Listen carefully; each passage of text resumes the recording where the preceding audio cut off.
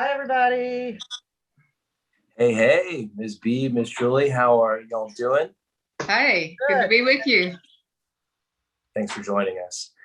My name is Logan Cohen. I'm the founder of New Leaf Counseling Group in Charlotte, North Carolina.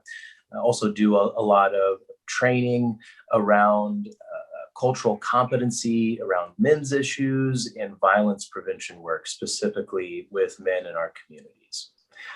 This is B. Cote. We do a lot of talks together with her and I. This is like our third or fourth one, I think. Yeah, and I really enjoy it with you. And Bicote is a longtime advocate and interventionist in the domestic violence world. She's a dually licensed marriage family therapist as well as clinical social worker. And she is the founder of Impact Family Violence, which works with perpetrators of domestic violence and helping them figure out more peaceful ways of doing things. Yeah, thank you so much. And so I've got a kind of a foot in both fields, in the clinical field as well as the domestic violence field. And even though I work with the offenders, I work with quite a few of their victims. And then I get a lot of referrals for victim seeking services as well. And one of the people that I often refer to and whose trainings I attend and who I follow is our guest today, and that is Julie Owens. Hey, Julie. Hi, thanks for the invitation. You're welcome. And Julie and I have been friends, connected in this field for over 20 years now. And so, just to tell you a little bit about her, Julie has developed anti domestic violence programs, including an ER crisis team, advocate certification courses, and a transitional shelter. Um, she's directed trauma therapy research projects for the National Center of PTSD, and for 9 years, she oversaw numerous victim service agencies for the state of North Carolina. She consults and trains on issues such as violence against women, trauma, human trafficking, survivor centered advocacy for numerous entities, including governments, agencies, corporations, and religious organizations. And if you're ever interested in seeing what Julie, by the way, she tried to retire, so she's kind of sort of like half-ass retired. But her website, in case you want to look her up, is www.domesticviolenceexpert.org. And so Julie is a rock star in the domestic violence world internationally. Okay. So not just North Carolina, not just the country, but freaking internationally. Thank you, rock star. Thank you. So we have been discussing lately one particular issue that's gotten a lot of responses um, to the video. And that was the last conversation we have that centered around a topic um, that goes by mostly on social media, uh, narcissistic abuse. And so, Logan, do you want to give a little background about what we talked about before and why it seems to be such a hot button issue right now? Yes, we talked about the popularity of this recent phrase, narcissistic abuse, and it seems to have been a label that is used to describe manipulation and coercive behavior, as described in Power and Control Wheels. Been around for a few decades now, and it's co-opted these behaviors as calling it narcissistic abuse. And the message is that anyone who experiences these tactics, anyone that does this, the person who's doing it to them, towards them, has narcissistic personality disorder. It is seen as an automatic assumption, and it creates a lot of problems for this incorrect assumption for the victim, perpetrator, as well as community alike. And it is an assumption. Whether or not it's correct or incorrect, we don't know. But if somebody comes to us and we're labeling them as being narcissistic abuse survivors or hashtag narc abuse survivor, then we are making an assumption about their abuser without ever seeing him. We are accepting a label, a diagnosis of narcissistic personality disorder. And my main concern about that is whether that's helpful to the victim. And that's why I wanted Julie to come in and with her expertise in domestic violence victims and the trauma that they experience, address that issue.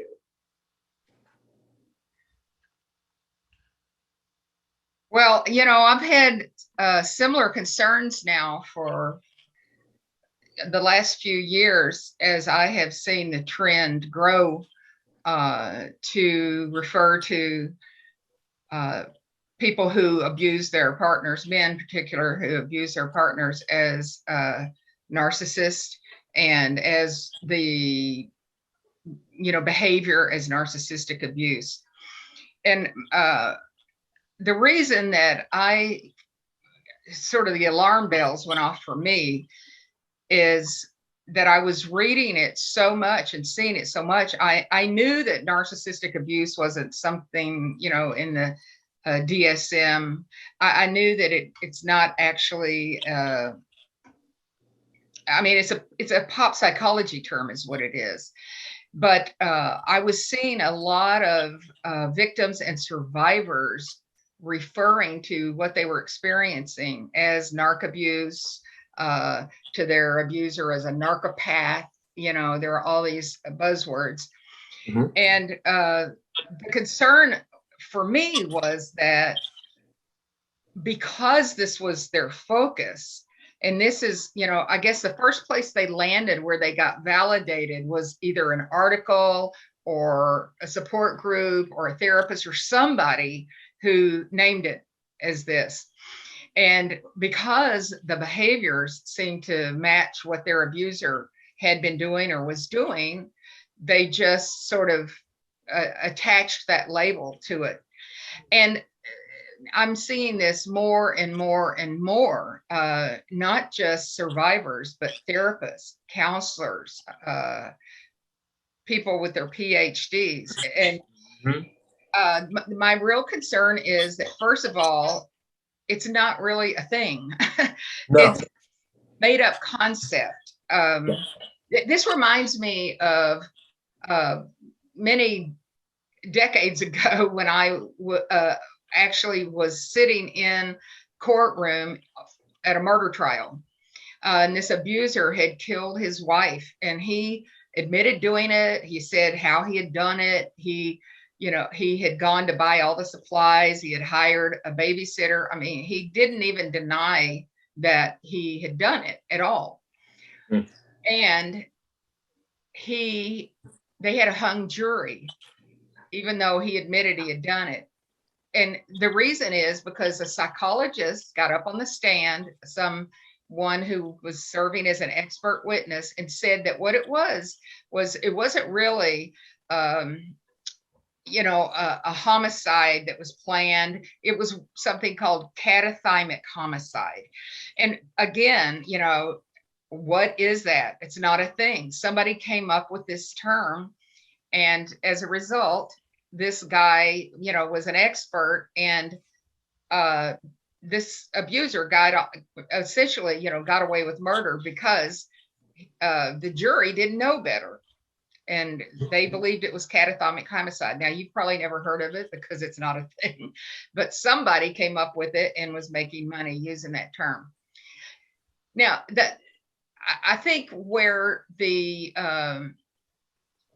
major concern for me is that when someone names it as that, then they start down a rabbit hole where they're focused on why the abuser is doing what he's doing, and instead of safety.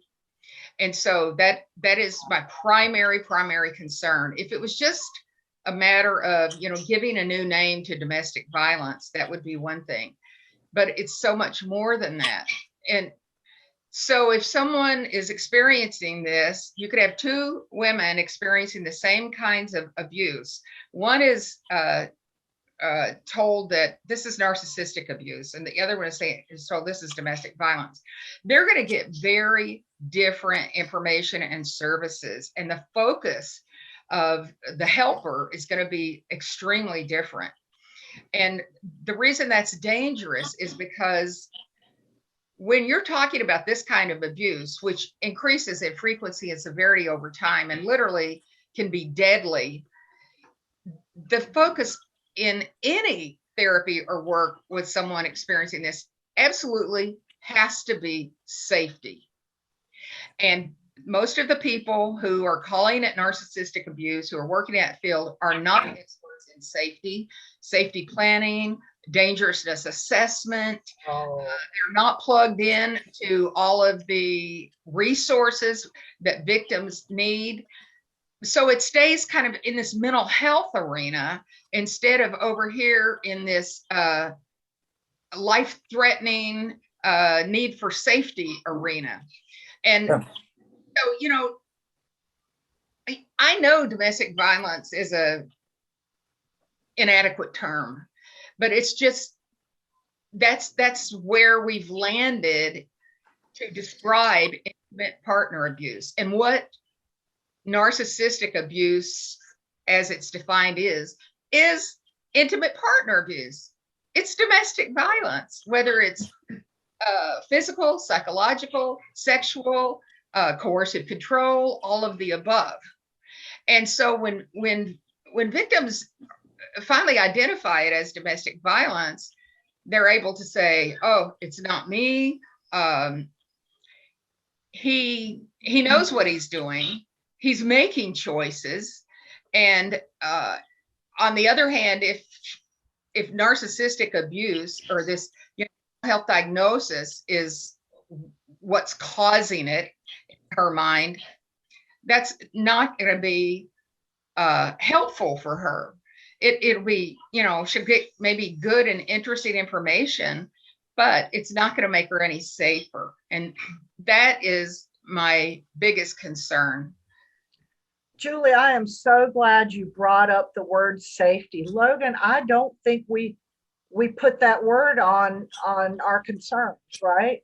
And so this is why this conversation is so valuable and helpful, because you're right. Therapists are not usually trained in what to do to increase the safety, to provide safety for domestic violence victims, because most of us don't even study domestic violence because it's not in the DSM-5. And so we may never have even taken a class in it in school. So we get these victims and we think that we can address the trauma, right? The therapists are planning to address the trauma with her and to help her identify the source of the trauma. But what they're not doing is what she really needs. And that's what you're describing, her safety needs. And Logan, I think in the last conversation, I brought up like a Dear Abby article, and I think it's perfect for describing this phenomenon that you're talking about, Julie. A woman wrote in and said that her husband refuses to speak to her. He's having an affair with somebody else, won't stop. And she went to a therapist, and the therapist said, well, he has narcissistic personality disorder. And so she's still writing to Dear Abby, like, so what do I do with that? Right? And I think that's perfect, because what she was seeking was how to get out of this relationship safely. What she got was, well, he's a narcissist. How is that helpful? That's my point exactly, is that it doesn't help. It validates, but it doesn't help. Right. And the focus being on the abuser is the least helpful thing of all, because what victims need to do is stop focusing on him and start focusing on themselves and their need for safety, emotional and physical safety. And when when they are, their situation is labeled as narcissistic abuse, then they get labeled as codependent, or something's wrong with them because they're not setting boundaries, and they're allowing this person to do this and all of that. And that's not what it is at all. It might be traumatic bonding, which is a whole different thing. Victims often will side with their abuser, will deny the abuse, and so forth and so on. This is survival behavior. This is completely normal. It's not pathological. No, it's the habit formed to try to keep them from having the outbursts, right? And to not, in believing falsely that they have some sort of control, that if I do this instead of this, then he won't hurt me, control. And it continues to refocus the narrative of an external locus of control. In the mental health world, that when the clinicians hear this, they'll go, "Oh yeah, I remember this." And it's if we're calling it narcissistic abuse, then the narrative becomes, how do we recognize ways that he's a narcissist, or when he's narcissisting, or what is characteristic of that pathology? When would be a lot more helpful is say, okay, this is abusive. You are not being treated fairly.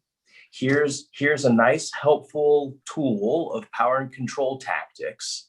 And we can take a look at everything that you're experiencing, so you can differentiate the tactics that are being used and see how you're separate from them, and where you do actually get to have some control that you weren't seeing before.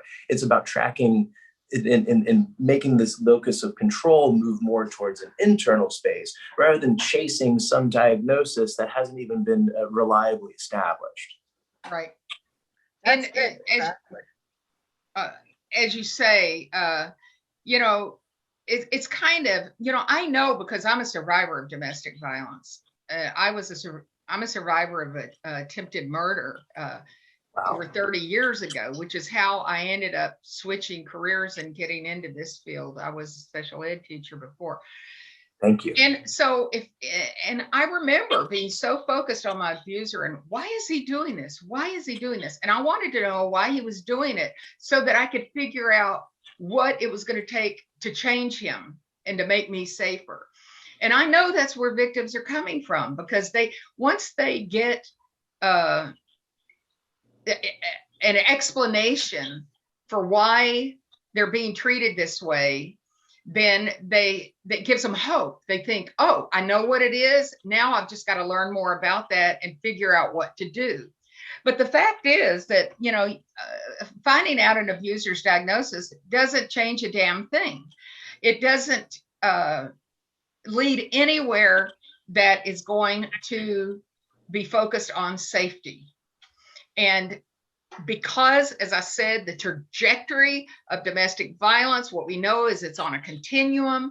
It increases in frequency and severity. The absolute worst abuse is when someone is thinking about leaving their abuser, talking about leaving their abuser, or has left their abuser. That's when almost all of the homicides occur. And if someone is saying it's narc abuse, and I'm not going to let him do this to me anymore, I'm going to set boundaries, and so forth and so on, they could get killed easily. And a therapist who has been saying this is, in my mind, they're implicated in the whole thing, because they haven't done the right thing. We are to do no harm. It is doing harm to lead a victim of domestic violence away from safety. Yes, ma'am. Even unknowingly. And most therapists, because Yes. they are not trained in safety, right? They really believe that if they can get this victim to recognize how abusive he is, and then they can help them get away, if they can encourage them to get away from the problem, which is right, because he's a narcissist, right? And so, but their focus isn't on safety. So back to that is the number one goal of anybody helping a domestic violence victim, whether she's still in a relationship or not. And you're right, Julie, and I always question the statistic about 75% of domestic violence murder victims were murdered because they left the relationship. I think it's more like 95%. Yeah, I agree. And so, but therapists are not going to necessarily be trained in that to acknowledge or to recognize how dangerous leaving might be. Mm-hmm. So then, how do you focus on safety while they're in a relationship? Just talking about a personality disorder ain't going to do it. That's right. And we need to do three things with victims of domestic violence. We need to believe them, we need to support them, and we need to refer them to the domestic violence experts. That's what they need. They don't need to be having conversations every week about what their abuser is doing. They need to be validated, and they can do that in a support group with other survivors. That is what has been found to be the most helpful thing. Yep.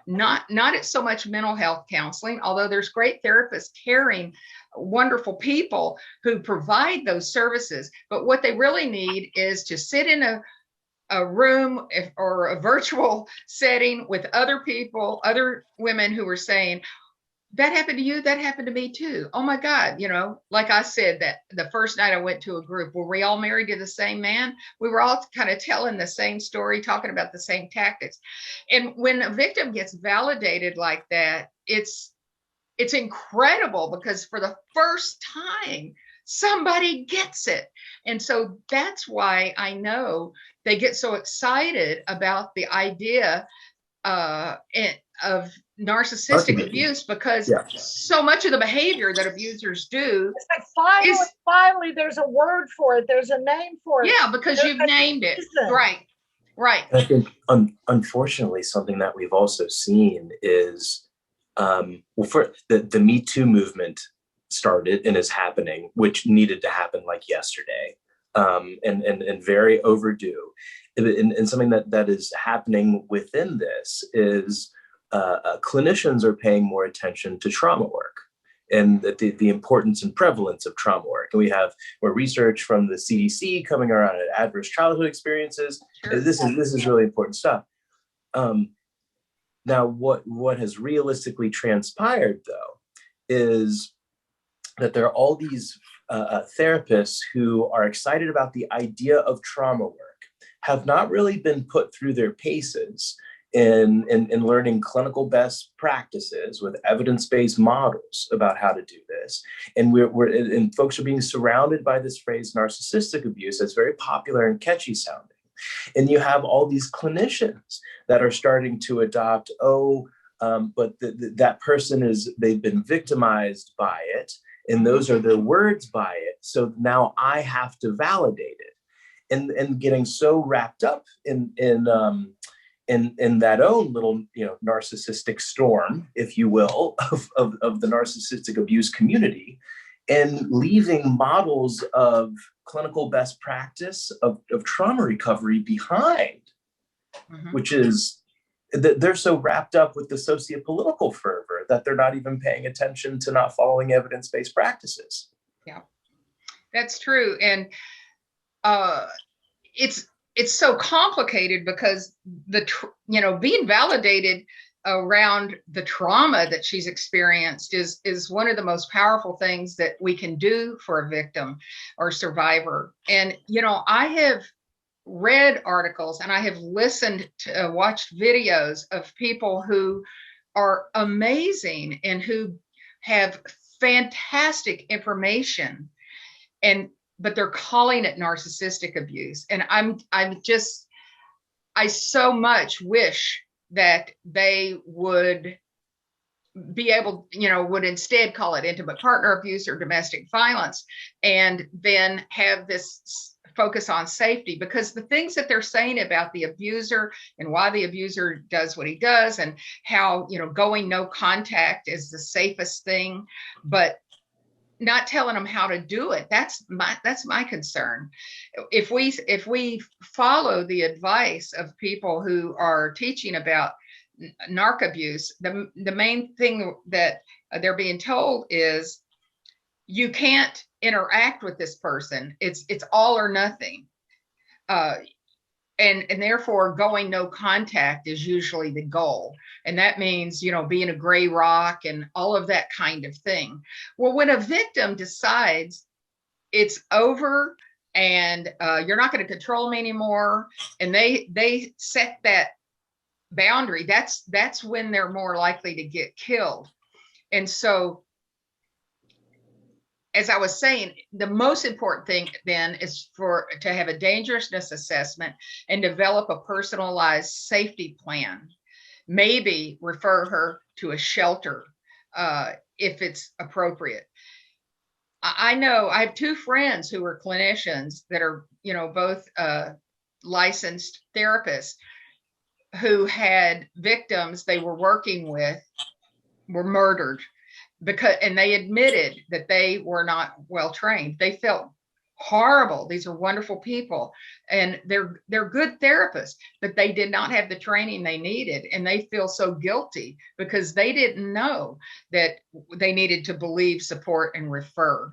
We don't want to watch that on anybody, I mean. No, I know, and it's so tragic.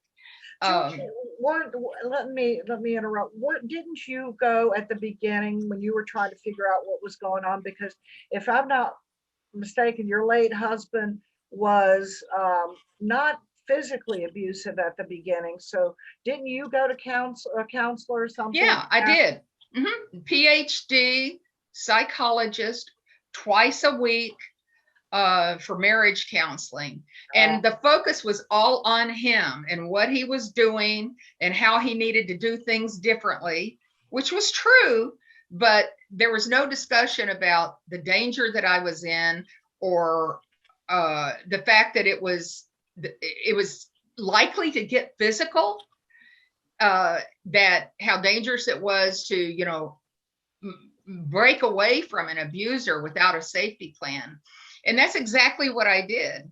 And and he broke into the house, and my father and I both walked into an ambush and got stabbed. And it's a miracle that we survived. And my therapist at the time, a wonderful woman, she just was horrified because, we were both her clients. She later on went to training and was trained not to do couples counseling when there's any kind of violence going on. And so she changed how she does things, but we almost got killed. And I know that this has got to be happening to other women. See, my husband never hit me until I filed for divorce. And my therapist was not saying, this is the most dangerous thing you can do is to leave. Yeah. Well, and she didn't even label what was going on as domestic violence. No. And granted, it was over 30 years ago, and most people didn't have the training. Now, many more people do have some training. At least they're familiar with the term, and there's more shelters and all of that. But I feel like we're going backwards, and this is my big concern. Is that we should be focusing more on safety, not less, more on the victims and what's happening to them, and are there any danger signs, that this is a potentially a homicidal person, that this situation could get deadly. There's research now that tells us there's a pretty clear 8 events that happen before a domestic violence homicide occurs. And so it's not that they're not preventable. They are preventable. They're the most preventable of all murders. And yet we still have 3 or 4 women every day in this country being murdered by their partners. And I just have to wonder how many of them were told this is narcissistic abuse. Don't be codependent. Go no contact. Right, have no contact. Rock. Not healthy. Which, didn't make her any safer. Let me ask you this. A lot of the pushback that we've gotten has been from survivors and victims who have embraced this term, narc abuse survivor. Right. And in fact, their social media handles will be, narc abuse survivor. Yes. what can you tell these victims? Well, I tell them, essentially what I've been saying is, I understand that when you read a list of what narcissistic abuse is and what a narcissist, uh, what the characteristics of a narcissist are, you feel validated because there's a ginormous overlap. Not all abusers, though, are narcissists, but many, many narcissists are abusers. But it's the same thing with substance abuse. Not all abusers use drugs or alcohol, but many, many men who use drugs and alcohol are abusers. What's really important is that these things are correlates. He may be a narcissist. He's at the very least incredibly selfish. Exactly. Right. He wants his own way. He has to be the boss. He thinks he has the right to punish you. All the same stuff. And this is why victims feel so validated. I understand. If I had read about this, instead of being taught about domestic violence, I'd still be talking about it today, probably, because I was so validated when I saw that power control wheel that Logan was talking about the first night of a support group. And we went around and we talked about all the different tactics of abuse that were on it. And it was incredible because we all related to it. So I know why victims and survivors feel so passionate about hanging on to this, because it's what enlightened them for the first time. But all I'm saying is there's a lot of truth to what you read and hear about narcissistic abuse, but it's only part of the truth. And what you need to know is much bigger than this. This is a step on the way to really understanding what has happened in your relationship. See, on the flip side of it is, if somebody is being abused and they read this list and they go, well, he's mean, he's a real asshole, but he doesn't, he apparently doesn't meet the criteria, he's not a narcissist, then they're gonna be even less concerned about their safety, right? Because they're thinking the important thing is the narcissist piece. Right. That's not the important thing. The important thing is the danger piece. Yeah, like I always tell people, there are probably more narcissists sitting in boardrooms. Absolutely. In my domestic violence abuser programs. Exactly. So, and being a narcissist doesn't necessarily make you dangerous or deadly, but right. Being an abuser does. Right. Being a domestic violence offender, being a batterer does make you very, very dangerous, because they are some of the most dangerous criminals out there, whether they've ever been arrested or not. They are some of the most dangerous, we know, because of their belief system. It's about their belief system. It's not about a mental health diagnosis. It's because they believe they're entitled and superior, and that women need to listen to men and let men be the boss, and they need to it's misogyny. It's right. They're not crazy. They're just it's just taking, the historical subordination of women to men to this, extreme, and giving it, and putting a label on it. But so what would be helpful then for a victim going to therapy is, what could she tell her therapist if the therapist brings up narcissistic abuse? And it could be male victims too. Ideally, she would tell her she's getting another therapist, because it's pretty clear that this one is misguided. Not necessarily not bad, not using be a very skilled clinician. Right. And the thing is that it is not the victim's responsibility to tell the therapist how to do therapy. Right. And so, maybe if that comes up about narcissistic abuse and Well, Victim said, I would validate the victim. You know, if it came up to me, I would say, yeah, you know, isn't it crazy how so many of these things you've experienced and so forth? I would validate it. I wouldn't just go, oh, no, no, no, you know, don't talk to me about narcissistic abuse. You know, I would break it down and validate it, but bring out the power and control wheel, bring out safety planning information, and give her the numbers and the websites and the resources for places that focus on safety, so that she can get into a support group with other survivors, and she can start learning really the most important thing, which is, if you are going to be setting boundaries with this abuser or leaving this abuser, the most important thing is planning it in advance, not letting him know that you are doing it, not giving him an ultimatum and telling him it's over.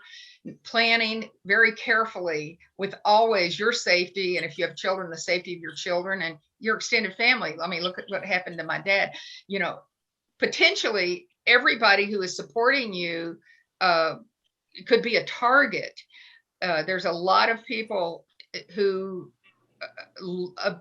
victims love dearly, who are hurt because the way to get to her is to hurt somebody she loves, which is why my father was attacked. He was so yeah, so it's not necessarily fleeing to a family member or friend's house. Yeah. And so what you know, so if I'm focusing on narcissistic abuse, I might decide I'm going to go stay with a girlfriend, or I'm going to go stay, you know, with my parents, but if they were coming to domestic violence services where people are trained to focus on safety, they would be told those are not the safe places to go. I know that's where, you know, you get great support, but let's look at your safety and how he knows these people. He knows where they live. This is where he's going to come looking for you. If you're going to leave, then it's important to leave and be somewhere where he's not going to be able to find you, because the most dangerous time is after you have left, or when you're talking about leaving. So, and believe if he has threatened, right? Believe absolutely, capable of carrying it out. Right. And this is why, you know, I think dangerousness assessment is important. There are a lot of different instruments out there. I just did a workshop for the big conference on crimes against women about domestic violence homicide. And one of the things I talked about was the different dangerousness assessment instruments that are out there. There are some that are free.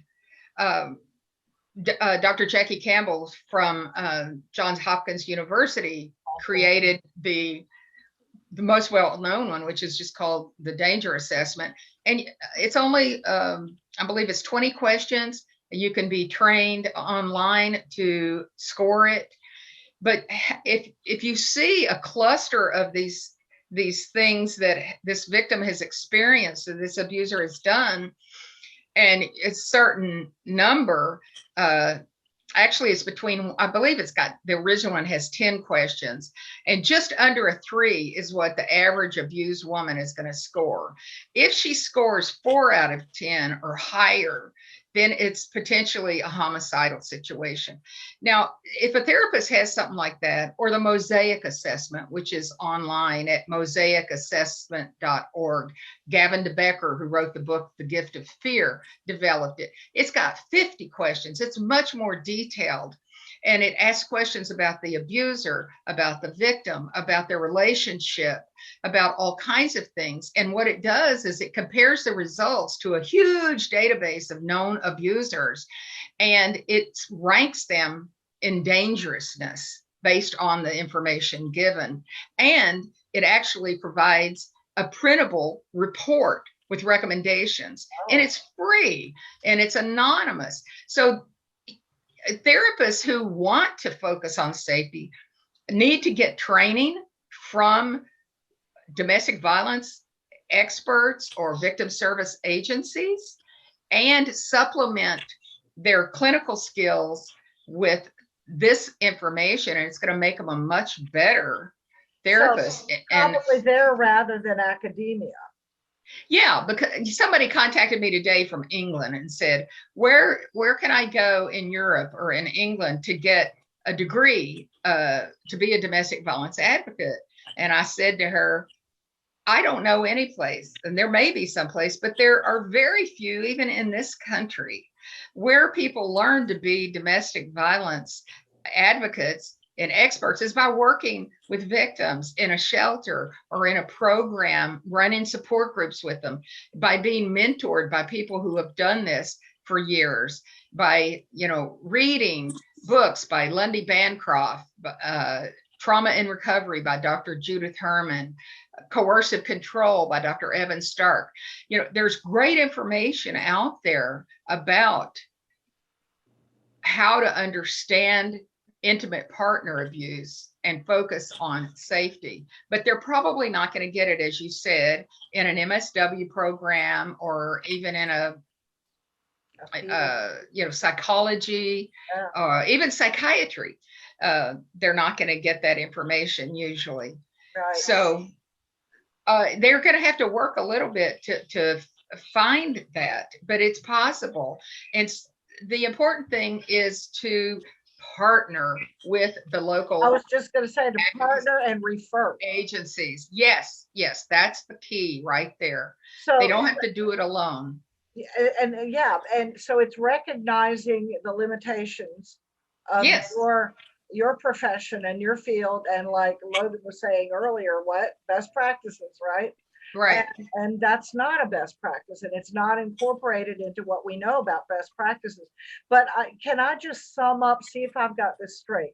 So instead of focusing on his personality disorder or why he does what he does, focus on actual abusive behaviors and the impact it has on her and her safety needs and the risk. That's right. Because no matter what kind of diagnosis he has, or if he doesn't have one at all, his behavior is going to be a typical abuser who is using coercive control and forms of abuse to get what he wants. And, getting a diagnosis is not going to change that. It's not caused by mental health issues. The abuse is not a behavior problem. It's a belief problem. Until this man no longer believes he has the right responsibility to keep her in line, that she's supposed to do what he says and not talk back and blah, blah, blah, blah, blah. I don't care how many diagnoses you give him. That's not going to change. The only way he's ever going to be a safe partner is if that changes and his whole belief system shifts and he starts to understand what he's doing and why he's doing it.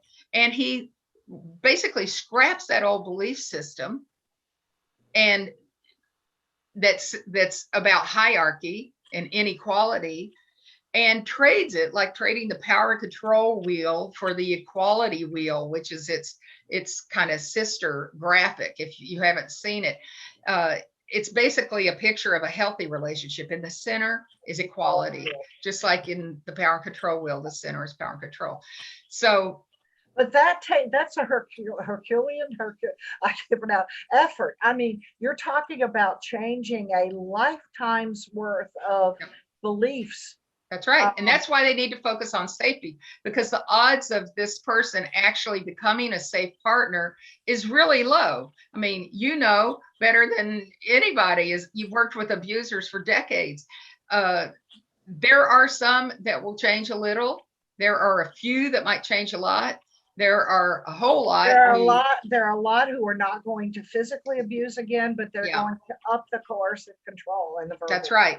And taking away someone's freedoms to many victims is even worse than getting hit or being physically abused. To be deprived of your freedom, your independence, your choice about where you go, who you're with. Right. What you can think, what you could do, all of that. Coercive control is torture. It's psychological torture. Yeah. Being a prisoner in your own life. Exactly. and and on the other side of it, I think sometimes it happens too. In many ways, this is in heteronormative examples is men becoming addicted to their use of manipulation and coercion with those that are closest to them in order to avoid their own discomfort with life, right? And yeah, in that they learn that it works. Yeah, they compulsively do it.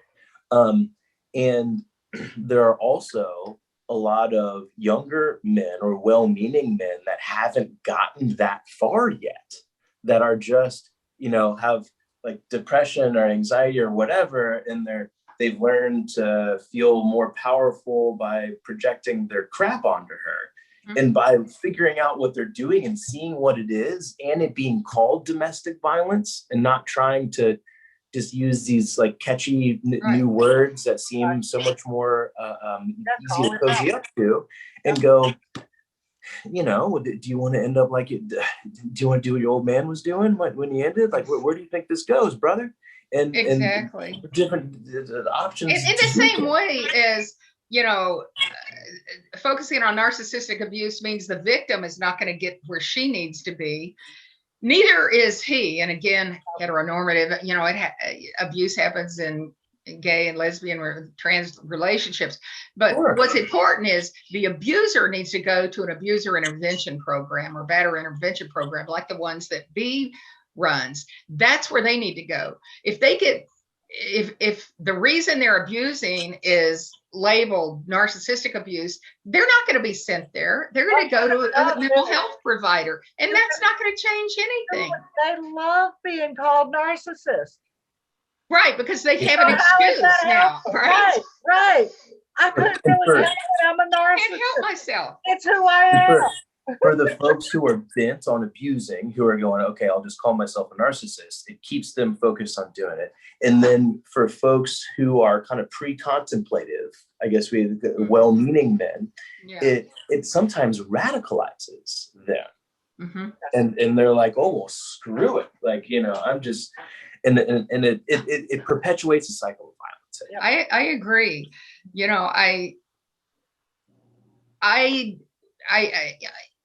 A certain part of me wishes the diagnosis in PD had never even developed, because there's not a whole hell of a lot we can do with people who are full on narcissistic, with personality disorder. That's who they are. We know that. That's what access to things are, right? Right? But the same is true with a domestic violence abuser. They're not going to change either, because it's their belief system, not because they have a mental health problem, but because they have a belief problem. And that has to be understood. This has been so helpful, I think. And certainly I've learned from you again, Julie, despite the fact that I've known you for 300 years, I'm still learning. And so we all are still learning. Right. Yeah. And the thing is, we learn from the people we work with as well. All those twists and turns, we learn from that every time we hear of a new incident, a new way somebody has abused or what he has said to her. We learn each and every time. And so, like I've said, I know we're putting our finger in the dike here on this trend of narcissistic abuse and labeling.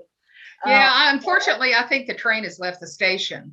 I think it's. But I'm still back here. I know, and I am too, and I'm still talking about it. I did a podcast about this for the Conference on Crimes Against Women a year ago, and a lot of people don't want to touch it with a 10-foot pole. They don't want you to talk about narcissistic abuse and how problematic that term and that diagnosis or label is.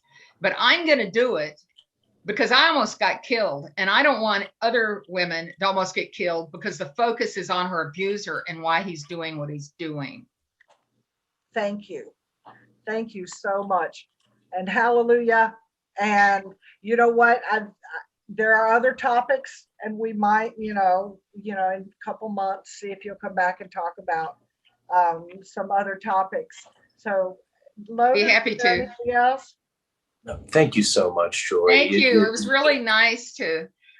We didn't let Logan get a word in edgewise, but that's typical when B and I are having a discussion. Sorry, Logan. My job to get out of the way. I know you've got a lot of great stuff to say. Maybe next time we'll Maybe next time we'll let zip you it talk. Or through. bring Julie on without me. I'll just talk about it later. Thank you so much. Thank you all for being interested in this topic and for asking me. It was a real pleasure. It was my honor to talk with you today. I feel very validated that the other people who are working in mental health and in violence against women in particular are understanding the dangers of this particular buzzword. Thank you. Thank you so much.